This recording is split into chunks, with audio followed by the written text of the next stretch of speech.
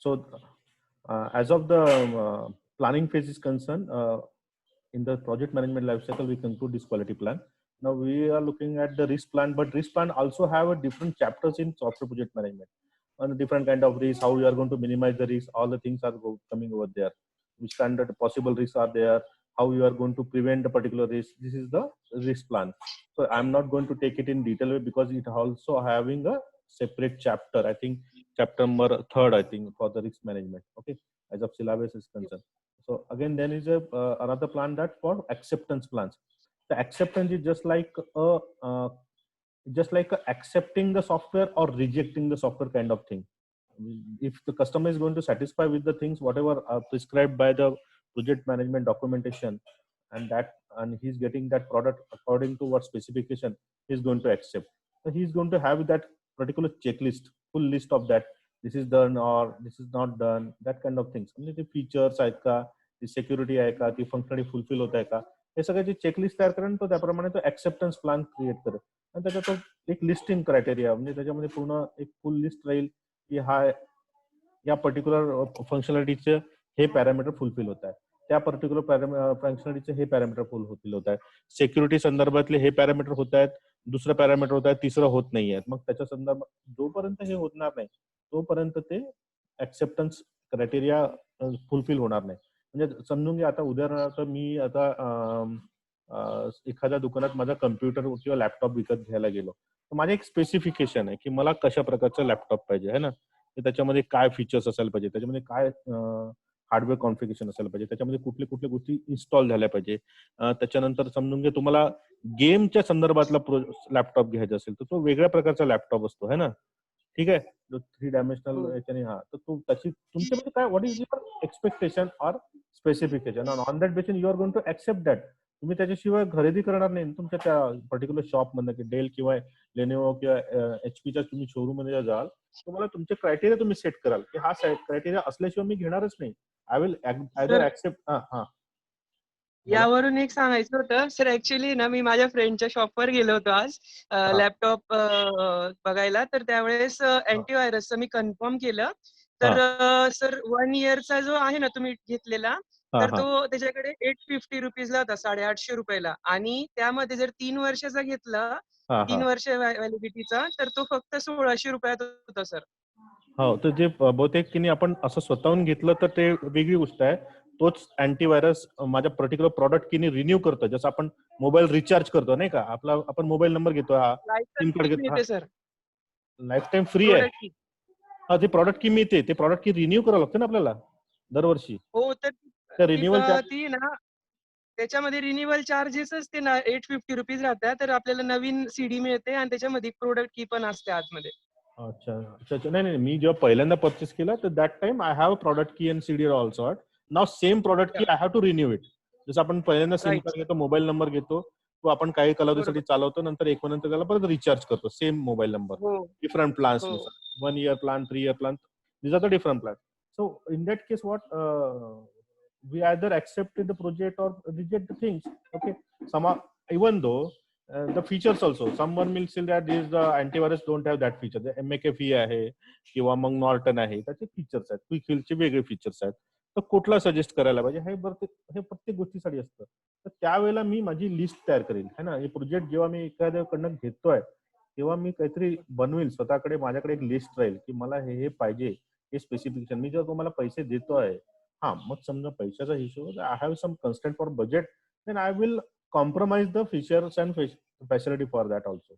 In that case, I am not going to do the bargaining for it. If I am not bargaining on my money side or budgeting side, then I am not going to bargaining from the feature side and robustness and security norms is concerned. Similarly with the client also, they are not going to accept your project. So acceptance plans is just like accepting the project with all the features and checklist or not, or rejected the things, and they have to deliver the things. Again, we have to take the new deadline from the customer end, and then we are this is not going to happen because we are going to do the checklist and continuous monitoring is also happen from the customer end side. Then and then this phase come acceptance or rejection. Okay, because the customers also do the testing. What is that we call that alpha test, beta testing. Okay, alpha testing is done by the environment itself, but beta testing done in the client environment. So client also do the beta testing, and then that beta version comes to the live version. Okay, that is the plan for acceptance plan. Okay, then again in the communication plan, so we already discussed what the kind of communication should be there. It should be clear so that the people should not get confusion over there. The communication should happen with the right people at the right time also. This thing should be there. Okay, this different kind of activities which are to be carried out. The communication should be clear and in a precise way. So these are all the topic we already discussed. But listing out the communications, and then how we are going to communicate with the clients also, or we are going to communicate with stakeholder also, even though our project mates also. So this is again a part of communication plan. Then we already discussed that this is a phase review. This is a review we are going to take it. This is a planning phase review, initiation phase review, similarly execution phase review. So we have to take the review whether we are on the right track or not, and we should move further or not.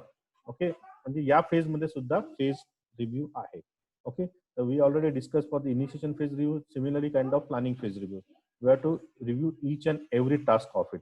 हे बरोबर झालं का, ते नाही झालं का, सगळ्या प्रकारची रिव्ह्यू आपण घेणार आपण त्याच्यामध्ये.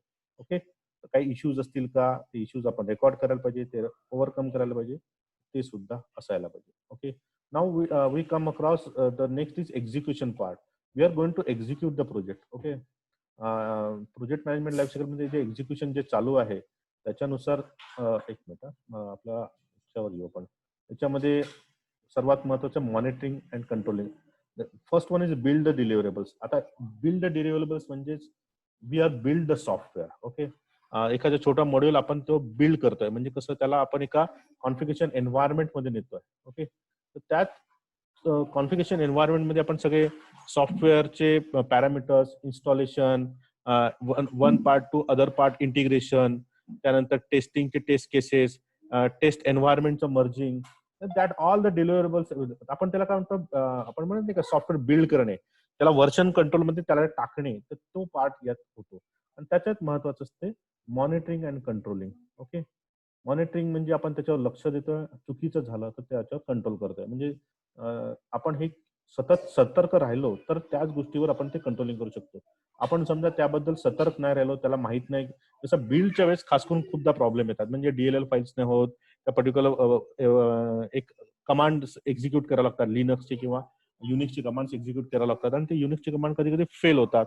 तर अशा वेळेस बिल्ड खूपदा फेल होतं.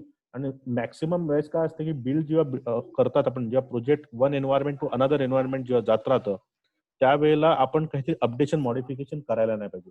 त्यासाठी समजा करायची वेळ जर येत असेल तर त्यावेळेस एखादा चांगला टेक्निकल एक्सपर्ट ते लोक असायला पाहिजे. समजा बिल्ड करताना जर समजा एरर आला तर तो एरर रेक्टिफाय करण्यासाठी काही टेक्निकल एक्सपर्ट पण असायला पाहिजे.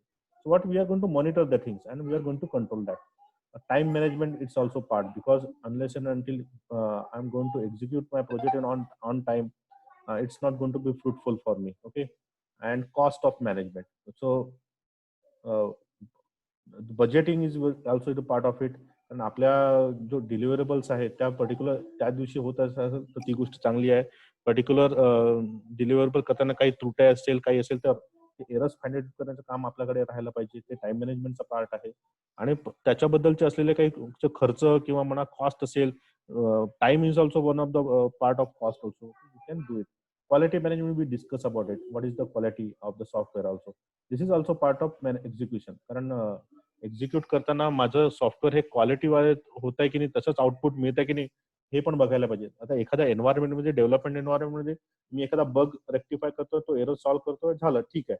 पण जेव्हा कम्प्लीट डिफरंट इंटिग्रेशन होतं, वेगवेगळे मॉड्यूल जेव्हा इंटिग्रेट होतात, तर ते पर्टिक्युलर मॉड्यूल सगळे एकत्र एक्झिक्यूट झाल्यानंतर पण एरर येऊ शकतात, है ना. कारण होऊ शकते की माझा कोड आणि त्याचा कोड मध्ये मर्जिंग होताना प्रॉब्लेम येत आहे, दोन कोडचं मर्जिंग प्रॉब्लेम येऊन राहिला, तर ते कॉन्फिगरेशन बरोबर झालं नाही, तर क्वालिटी तेव्हा पण चेक केली जाते. Next is change management, or we can say version control also part of that. We are going to look at that change management concept over here. Okay, just wait. Explain the communication. Okay, the change process. Okay, it's one of the process where the customer sides always going to be changed from their end as far as the features and specification and other things are concerned. Okay, so what is the change? They produce the change something over there, and we are going to implement that change according to it. Sometimes we develop for the developing environment, we write this different kind of code. That is also part of change. Okay, because we are going to manage this every feature. Suppose new features is going to add over here, and then they say that okay, this is a feasible change or not. We have to look at it. Else, what the impact analysis we have to check it. Okay, so change process or change management process, it's a process to help the teams to control the change on effective manner. आता एक उदाहरण समजा समजा मला असं वाटलं की जिथं दार आहे तिथे खिडकी असायला पाहिजे आणि जिथे खिडकी आहे तिथे दार असायला पाहिजे. हे माझा चेंज झाला माझं घर बनवताना. That is if it is feasible then okay. Okay, if it is not feasible then what will happen. म्हणजे जिथं दार आहे तिथून बाहेर निघण्याचा मार्ग पण आहे की नाही. म्हणजे तिथून मी उतरताना मला त्या शिड्याबरोबर तिला अटॅच होतात की नाही है ना. खिडकीच्या ठिकाणी मी समजा दार लावलं तर त्या ठिकाणी मी तिथून उतरताना शिडी आहे की नाही हे बघा. मी समजा 5th फ्लोअर 7th फ्लोअरला आहे. What is that? If that is not feasible change, then okay, what we have to find it out the feasible change also means what um, the change should be feasible and it should be implemented in a practical manner. So ते change आपण बघायला पाहिजे. It is not that you have to prevent the change from happening. Okay, की तुम्ही ते change होण्यापासून थांबवत नाही आहे, पण you have to manage the things whether it's feasible or not. Okay, तुम्ही तुमच्या change मध्ये ते process implement करायला पाहिजे. Okay,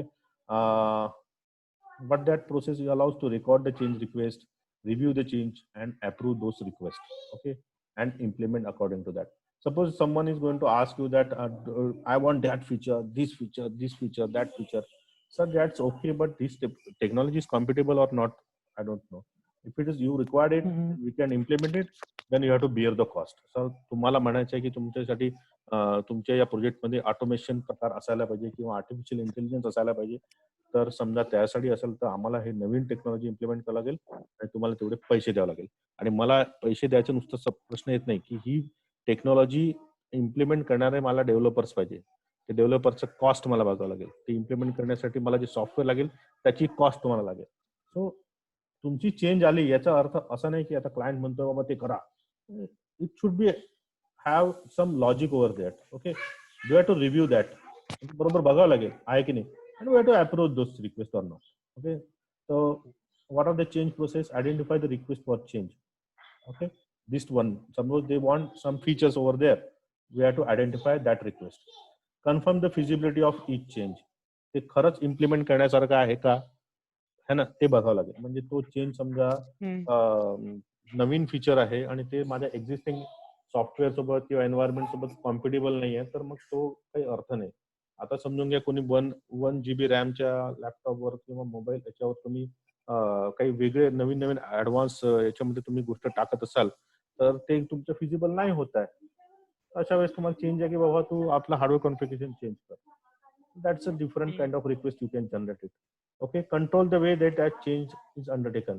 आता नवीन गोष्ट आलेली आहे त्याचं इम्पॅक्ट अनालिसिस चेक करावं लागेल. म्हणजे एका मॉड्यूलच्या दुसऱ्या मॉड्यूलवर इम्पॅक्ट चेक करावं. आता तुमच्याकडे एक एरर आला, समजा एक सिम्पल एरर आला, तो एरर समजा आउटपुट तेवढा देतोय तर ठीक आहे. आज समजून घ्या तुम्हाला असं वाटलं की हा मॉड्यूल 1 मध्ये मी चेंजेस केले, पण त्या मॉड्यूल 1 चे काही फीचर्स मी सेकंड मॉड्यूल मध्ये इम्प्लिमेंट करतो. जसं आपण मास्टर मॉड्यूलचं म्हटलं, मास्टर मॉड्यूलचे काही गोष्टी मी दुसऱ्या मॉड्यूल मध्ये फेच करतोय. सिंपल गोष्टी आपण चेंज करताना पण त्या झाल्या पाहिजे. आता समजा एखाद्या व्यक्तीने आपला एक्झिस्टिंग मोबाईल नंबर चेंज केला. ओके, तो मोबाईल नंबर समजा तुमच्या अकाउंट नंबर सोबत मॅप होत नसेल किंवा झाला नसेल तर तुम्हाला मेसेज येणार. सिंपल लॉजिक आहे त्याच्या मागचं है ना. तर तो मॅप करावा लागेल पहिल्यांदा. तर what is the simple change? What they have change their mobile number. Then what if it is not compatible with your existing banking system, then you are not going to get the notification or SMS for the same on new mobile number. That's something like that. Okay, so unless and until you are going to manage these changes and you are going to control, you are not going to be implement in proper way. And the change म्हणतोय आपला customer हे मला पाहिजे ते मला पाहिजे, समजा तो हे म्हणत असेल तर it's not, if it is not feasible we should tell them it is not feasible, it's not going to happen. Okay, the change process, that is the only thing. Change execution phase मध्ये सर्वात महत्वाचं जे होतं त्याच्यामध्ये तुम्ही काय project execute करता आणि तो वेळेवर टाइमवर एक्झिक्यूट करता का, तुमची बजेटिंग बरोबर आहे का, हे त्याच्यात महत्वाचं होतं. त्याच्यानंतर आपण बघितलं रिस्क दुसऱ्या या ठिकाणी पण रिस्क होती, त्या ठिकाणी पण रिस्क आहे. तर रिस्क आपण कसे मॅनेज करतोय, काही इश्यूज आलेत का हे चेक करणं फार आवश्यक आहे. तुमचे समजा इश्यूज तुम्ही रेक्टिफाय करत नसाल, एरर्स आले आहेत, काही प्रॉब्लेम आले आहे, काही होऊ शकते फीचर्सचे प्रॉब्लेम असेल, काही टेक्निकल प्रॉब्लेम असेल किंवा काही पर्सनल प्रॉब्लेम असतात, तर issue should be manage. Okay. Then procurement management म्हणजे अगेन मला एखादी वस्तू पाहिजे असेल किंवा एखादा सॉफ्टवेअर इन्स्टॉल करून पाहिजे असेल, तर त्याची एक रितसर परवानगी असेल. जसं आपण एखादी परचेस घेतो, एक परचेस ऑर्डर रिक्वेस्ट तयार करतो है ना. जेव्हा परचेस ऑर्डर रिक्वेस्ट करतो त्याच्यामध्ये ती फीचर्स बद्दल लिहितो, त्याच्या कॉस्ट बद्दल लिहितो, त्याच्यामध्ये टॅक्सेशन असतात, त्याच्यामध्ये ट्रान्सपोर्टेशन चार्जेस असतात. That is all procurement management. पण ते प्रोक्युरमेंट मॅनेजमेंट नुसतं तसं नाही आहे. ते तो प्रॉडक्ट माझ्या घरापर्यंत किंवा माझ्या सिस्टम पर्यंत येईपर्यंत, माझ्या याच्यात इन्स्टॉल होईपर्यंत आपण ते संपवत नाही. Unless and until I am going to give goods receive notes. आपल्याकडे जसं एखादी वस्तू येते तर त्याचं आपण आपल्याकडे नोंद करतो की ती वस्तू आली आहे. तर आता एखाद्या मोठ्या शॉपमधनं आपला दुकानदार तो पण कोणाकडनं तरी घेत असेल ना, कारण आता जर डेलचं शॉप आहे तर किंवा एखादा हार्डवेअर सेल्समन असेल तर त्याच्याकडे जेव्हा आपण जातो तो पण कोणाकडनं घेतोय, कंपनीकडनं घेतोय, तो पण एक प्रोक्युरमेंट मॅनेजमेंटच्या कन्सेप्ट नुसार तो घेतोय. परचेस ऑर्डर देतो किंवा माहित होतं की हे आपल्याला येणार आहे, त्याची नोंद तो आपल्या स्टॉकमध्ये करतो आणि तो स्टॉक तो मॅनेज करतो. Procurement management it's like that. Acceptance we already discuss about it. What are the different criteria. तर ह्या सर्व गोष्टी झाल्या. फक्त त्याच्यात आपल्याला चेंज मॅनेजमेंट हा कन्सेप्ट जो होता, क्वालिटी मॅनेजमेंट आपण बघितलं. ओके. रिस्कचं बघितलं, एक चॅप्टरच आपण बघणार आहोत. प्रोक्युरमेंट मॅनेजमेंट तिथे देवाणघेवाणचा पार्ट आहे. म्हणजे परचेस कसं करणार, परचेस ऑर्डर कशी मिळणार, परचेस ऑर्डरचे डिटेल्स कसे मिळणार, मग त्याचे इनव्हॉइस कसं जनरेट करणार, त्याच्या अकाउंटमध्ये पैसे कसे जाणार, मग तो मटेरियल आपल्याकडे कसा येणार, म्हणजे आपण इन्व्हेंटरी कंट्रोल जे म्हणतो, तो इन्व्हेंटरी कंट्रोल मॅनेजमेंटचा हा कन्सेप्ट आहे. Okay. Then again last one is a closure. Project closure things comes across over here. आपण लास्ट मध्ये आता प्रोजेक्ट क्लोजर वर आलो आपण. आज आपला पीएमएलची संपतच आहे एक प्रकारे. क्लोजरची रिपोर्ट्स बनवायची आहे आपल्याला. त्याच्यामध्ये त्यांनी सांगितलं की how to intend close your project. The project closure report the confirmation that the objective have been met. म्हणजे तुम्हाला ते मिळालेलं आहे, तुमचे जे उद्दिष्ट होते प्रोजेक्ट बनवायचं ते फुलफिल झालेलं आहे. आणि we handed over the deliverable to the customer side. Okay. It's just like that sense that we are going to deliver the project in a proper manner. But in this case, every project is not going to closure in that manner. We have to give to help to them. Just like any product we purchase it, they provide us a warranty card like that. Okay, or guarantee card. From this period to that period, we are going to give the free services. Okay, so free services means any hardware or any installation is concerned, you have to manage it. But any software changes are come across or any problem, that is a maintenance stage you can say. Okay. So closure report मध्ये ह्या सर्व गोष्टी असायला पाहिजे. तर post implementation review मध्ये त्याच गोष्टी येतात जे आपल्या कॉन्ट्रॅक्ट मध्ये लिहून ठेवलेले असतात. तर project closure identify the completion criteria. Closure करताना कम्प्लिशन क्रायटेरिया काय ते बघणे. ओके. काही ऍक्टिव्हिटीज, आउटस्टँडिंग ऍक्टिव्हिटीज म्हणजे काही रिमेनिंग ऍक्टिव्हिटीज राहिल्या असतील तर, किंवा त्या आपण पेंडिंग ठेवल्या असेल, किंवा त्या आपण म्हणणार होतो की ते नंतर करणार आहे असं म्हटलं तर ते ऑल आर आउटस्टँडिंग ऍक्टिव्हिटीज. म्हणजे काही पेंडिंग असतील, काही असेल मागचं परत परत आपण ते पुढच्या नाही सर हे पुढच्या फेज मध्ये घेऊ, हे पुढच्या फेज मध्ये घेऊ. This are all the outstanding activities. Then we have to handle the project documentation also.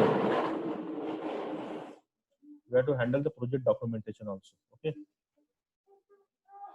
जे काही प्रोजेक्ट बनते, जसं आपल्याला युजर मॅन्युअल मिळतं तसं आपण एखादा प्रॉडक्ट घेतो नाही का, आपल्याला एक युजर मॅन्युअल मिळतं की कसं वापरायचं ते, याच्यात ही बटन प्रेस करा, मग ते करा. हा, तर एक प्रकारचे user manual we get it, और project documentation we get it.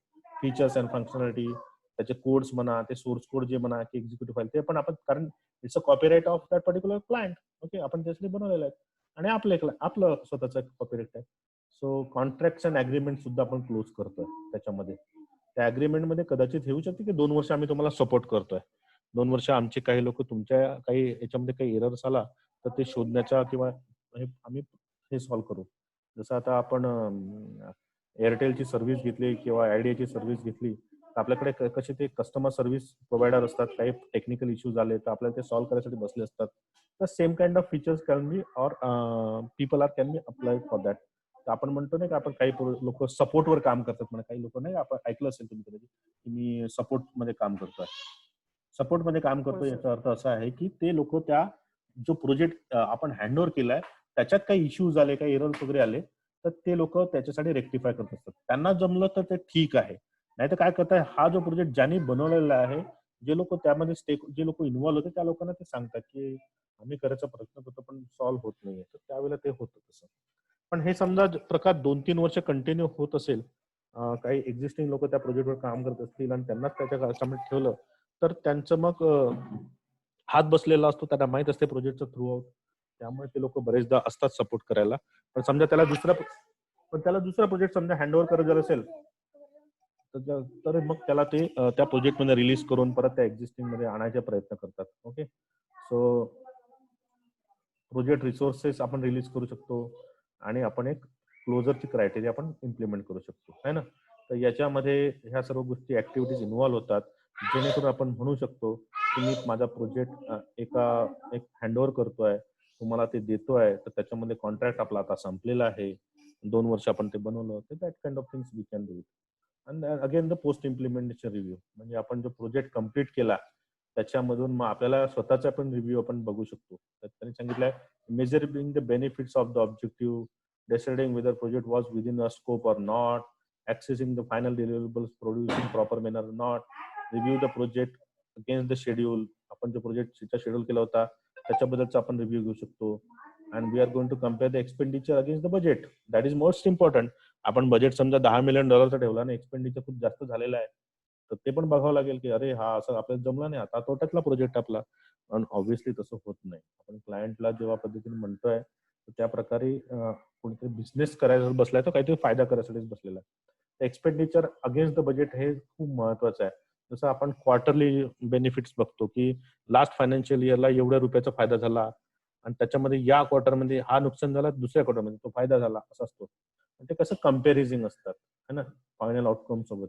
म्हणजे फायनान्शियल इयर मध्ये तुम्ही ऐकलं असेल, कदाचित बरेचदा ऐकलं असेल हा कन्सेप्ट, की 2 फायनान्शियल इयर मध्ये कशा प्रकारचा आपल्याला फायदा झाला. जसं आता 4 क्वार्टर आहेत आपले, एप्रिल, मे, जून हा फर्स्ट क्वार्टर झाला, जुलै, ऑगस्ट, सप्टेंबर हा दुसरा, ऑक्टोबर, नोव्हेंबर, डिसेंबर हा तिसरा, आणि जानेवारी, फरवरी, मार्च हा परत चौथा. हे 4 क्वार्टर झाले.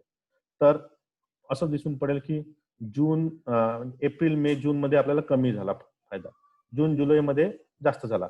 तर मागच्या फायनान्शियल इयर जून, जुलै, ऑगस्ट मध्ये किती झाला होता आणि या फायनान्शियल इयर मध्ये दिस क्वार्टर जून, जुलै 2020 मध्ये कसा झाला. तर ऑब्व्हियसली आता तुम्हाला दिसेल की मार्च पासून जो आता लॉकडाऊन झाला तर सर्वांचाच लॉस मध्ये असेल. मागच्या वर्षी 2019ला एप्रिल महिन्यात तो जो फायदा झाला होता, सेम काइंड ऑफ फायदा कंपन्यांना या फायनान्शियल इयरला झाला नाही. ऑब्व्हियसली ते दिसतं त्यांना. तसे क्वार्टरली बजेट्स आणि एक्सपेंडिचर पण दिसतात त्यांना. ओके, तर अशा प्रकारचं प्रोजेक्ट मध्ये पण रिव्ह्यू केलं जातं आणि त्यातल्या त्यात त्यांनी बघितलं जातं की तुम्ही एक त्याला रेट्रोस्पेक्टिव्ह मीटिंग म्हणतात. तर रेट्रोस्पेक्टिव्ह मीटिंग मध्ये तुम्ही काय अचीव्ह केलं, तुम्ही काय नवीन शिकले, तुम्हाला त्या चुकांमधनं काय नवीन मिळालं, चुकीचं जे होतं ते तुम्ही ओव्हरकम कसं केलं, ते सुद्धा तुमचा एक पार्ट आहे तुमच्या शिकण्याचा. होऊ शकते की तुम्हाला हे कधीच नव्हतं आला एरर, है ना. That kind of things can be arise. Hello. Yes sir. अच्छा, प्राजक्ता आहे ना तिथे? हा, तर ह्या सर्व गोष्टी रिव्ह्यू मध्ये गेल्या जातात. रेट्रोस्पेक्टिव्ह मीटिंग मध्ये एक कन्सेप्ट असा आहे की म्हणजे what you learn from your existing environment और what you learn from yesterday, असं तुम्ही म्हणू शकता. पण कालच्या पेक्षा तुम्ही आज काय शिकले हे महत्वाचं आहे. And how you are going to overcome from today's work. तर ते काल जे चुकीचं केलं त्याला आज तुम्ही ओव्हरकम कसं करणार, हा सिम्पल फंडा तुम्ही लक्षात घ्या. आता कालचा अर्थ असा नाही म्हणजे इमिजिएटली काल, म्हणजे काल आपण जो प्रोजेक्ट किंवा हा या 2-3 महिन्यात हा जो प्रोजेक्ट केलेला आहे त्याच्यातनं तुम्ही काय शिकले, हो नाही, आणि तुमच्यात कुठे कुठे चुका झाल्या. जसं तुम्ही म्हटलं की डिलिव्हरीच्या वेळेस शेड्युलिंग ह्या तारखेला होतं, म्हणजे इम्प्लिमेंटेशन फेजला डिलिव्हरेबल आपली 20 तारखेला व्हायला पाहिजे होती, ती आपली 21 तारखेला झाली. तर ती का बरं 21 तारखेला, म्हणजे एक दिवस आपण लेट का केलं. ओके, आणि मग त्याला मग ओव्हरकम करण्यासाठी काय करायला पाहिजे. आता नेक्स्ट साईडला जेव्हा मी 20 तारीख म्हणताय तर आपलं 19 तारखेला किंवा 20 तारखेलाच झालं पाहिजे. अशा टाईपचं तुम्ही डेडलाईन तुम्ही फिक्स करायला पाहिजे. आणि ते चुका काय झाल्या होत्या आणि how you going to overcome in next cycle, that is very important.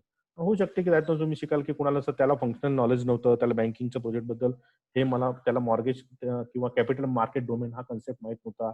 मग त्यावेळेला तो प्रॉब्लेम झाला. तर मग कॅपिटल मार्केट डोमेन आता कुणाला माहित नाही ते सांगा मग मला. मग त्याच्यातले 2 लोकांनी हात वरती केला की you just join that capital market domain training session and to find out करा की आपला एज्युकेशन सर्व्हिस ग्रुप किंवा जे ट्रेनर्स असतात त्यांना विचारा की सर आम्हाला अशा टाईपची ट्रेनिंग घ्यायची आहे फंक्शनल नॉलेज कशाची कॅपिटल मार्केट डोमेनची. मग तुम्ही ती प्रोजेक्ट मॅनेजरची जबाबदारी आहे त्या लोकांची जबाबदारी आहे की हे कॅपिटल मार्केट डोमेनचा अजून कन्सेप्ट क्लिअर करणे जेणेकरून नेक्स्ट प्रोजेक्ट परत काही आला तर त्यावेळेला मी रेडी असायला पाहिजे. What you learn 2-3 people don't know about capital market domain. So we should start learning or giving training in this period of buffer period of time. हा बफर पिरियड आहे. आपण त्यांना प्रोजेक्ट हँडओव्हर केला. Handover केल्याबद्दल असं थोडी आहे की एखादा प्रोजेक्ट हँडओव्हर केला म्हणजे झाला आता आपलं काम संपलं. तो प्रोजेक्ट बरोबर स्मूथली रन होत आहे की नाही ते बघतात. व्हॉट इम्प्लिमेंटेशन प्रोसेसमध्ये काय असते की एक्झिस्टिंग एन्व्हायरमेंटला काढून लगेच दुसऱ्या दिवशी नवीन एन्व्हायरमेंट तयार होत नाही. एक्झिस्टिंग एन्व्हायरमेंट आणि नवीन एन्व्हायरमेंट हे दोन्ही पॅरलली रन करतात. काही दिवस, काही महिने. तर समजून घ्या मी आज .NET टेक्नॉलॉजीवर काम करत होतो. त्याच्यातले सगळे फीचर्स .NET टेक्नॉलॉजीवर माझं सगळं काम सुरळीत चालू आहे. पण आता नवीन फीचर्स आलेले आहेत ते जावा टेक्नॉलॉजी बद्दलचे आहेत. तर दोन्ही ठिकाणचं इम्प्लिमेंटेशन मी सारखं प्रमाणे जसं आता ट्रान्झॅक्शन करतोय. एखाद्या व्यक्तीच्या अकाउंटमधनं अमाऊंट डेबिट केले ₹10,000 ते सेम गोष्ट मी आपल्या .NET एन्व्हायरमेंटमध्ये केलं. पण एक जण असा कोणीतरी राहील जो सेम काइंड ऑफ फीचर्स टेस्टिंगच्या दृष्टिकोनातून किंवा बीटा टेस्टिंगच्या दृष्टिकोनातून जावा प्लॅटफॉर्मवर पण same kind of transaction particular क्लायंटसाठी करेल. त्या पर्टिक्युलर क्लायंटला तो दाखवेल की क्लायंटच्या आयडी वरून दाखवेल की हा याचं ट्रान्झॅक्शन आपण या एन्व्हायरमेंटमध्ये गेलेलं ते पण सेम आउटपुट मिळत आहे जे आपल्या एक्झिस्टिंग आउटपुटला जसं जुन्या काळात लेझरवर लिहित होते का कागदावर लिहित होते किंवा त्याच्या मोठे मोठे रजिस्टरवर लिहित होते इतके पैसे जमा झाले तितके पैसे वजा झाले तर एवढे बाकी शिल्लक आहे.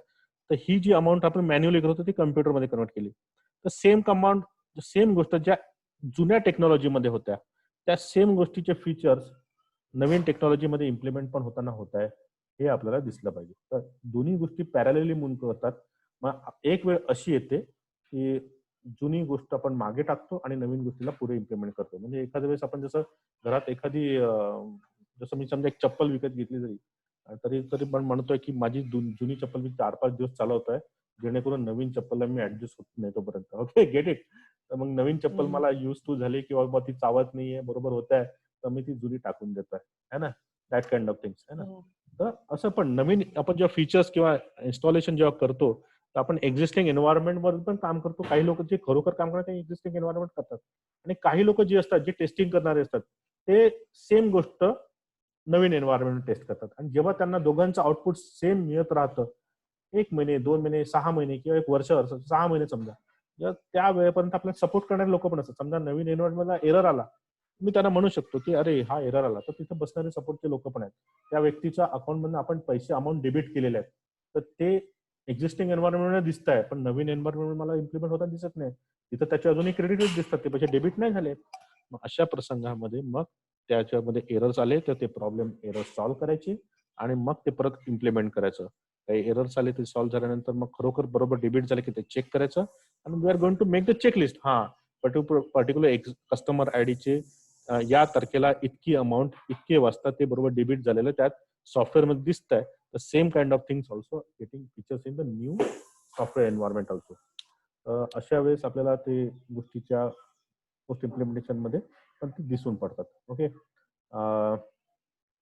नेक्स्ट चॅप्टर मध्ये आपण नेक्स्ट लेक्चर आपण प्रोजेक्ट मॅनेजरचे रूल्स वगैरे आपण बघणार आहोत. मला वाटतं लास्ट फेज राहील आपल्या पहिल्या चॅप्टरचा आणि त्याच्यानंतर आपण हे बघू की hopefully you get it that project management life cycle.